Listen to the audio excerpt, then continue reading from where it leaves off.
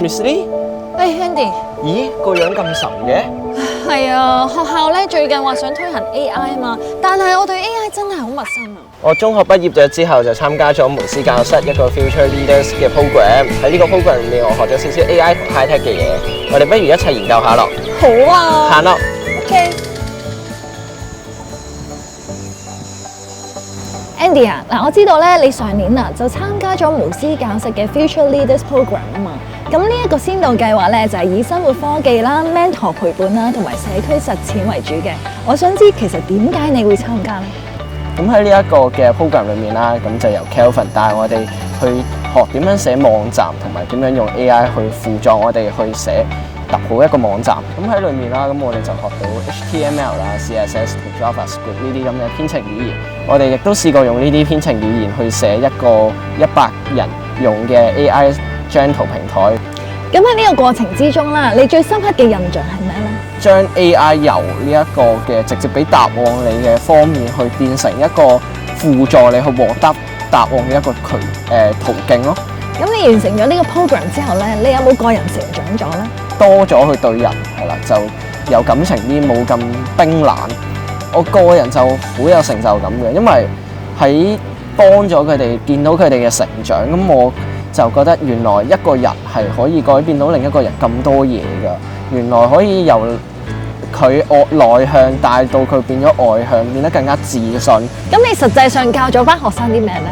教班學生點樣將一個概念層面上高嘅一個 idea 去變成一個真係實際落地嘅一個 product， 就係整智能搓手日記嘅。咁就有一組就係要用 AutoCAD 去畫一個 3D 嘅搓手日記嘅外殼，跟住佢哋畫完之後就現場直接由呢一部嘅 3D printer。哇！聽你咁講，其實都好好玩喎。唔好諗住即係學 AI 咧係冷冰冰嘅一啲知識，其實真係可以喺生活上面應用到。學你話齋。咁完成咗呢個 program 之後啦，你就學咗好多技能㗎嘛。想問下，其實點樣可以應用翻喺你將來？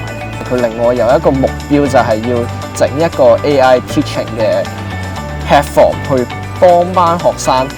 帶領到佢可以自己自學到某一樣嘢，而唔係再局限於傳統老師嘅要老師嘅教學。咁我就試過用 AI 去學點樣去畫 3D 片嘅。我俾咗一個角色佢嘅，就係要佢作為一個老師，係啦，咁樣去一步一步教我點樣學習畫呢一個嘅3D， 係啦，咁就由最簡單嘅 3D 圖去到最難。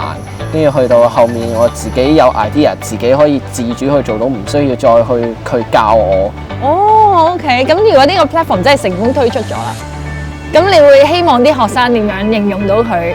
學校可以用呢一個 platform 去幫助啲老師，等佢哋喺教學上面可以做到係1對1針對性嘅一個教學，同埋亦都可以令到佢哋即係用呢一個嘅 platform 去揾到佢哋自己究竟個弱點係乜嘢，再俾到相對應嘅學習方法，幫佢哋提升翻呢個弱點咯。咁你覺得其實呢個 program 啦，同坊間嘅有咩唔同呢？咁呢個 program 就可以幫到我，就係將呢啲天馬行空嘅想法，去變成一個真正可以落到地嘅一個 project。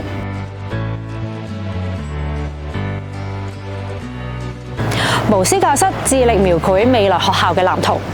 我哋相信未來教育係重視實踐啦、應用多過你灌輸知識俾學生去聽。咁我哋會透過唔同嘅創新課程、一啲嘅科技產品，加入咧 project base 嘅元素。咁咧，藉此去建立學生唔同嘅思維，包括批判性思維啦、創新思維同埋一啲解難嘅思維。最後就等學生佢哋自己嘅作品嚟對外說話。你哋想像嘅未來教育又係點呢？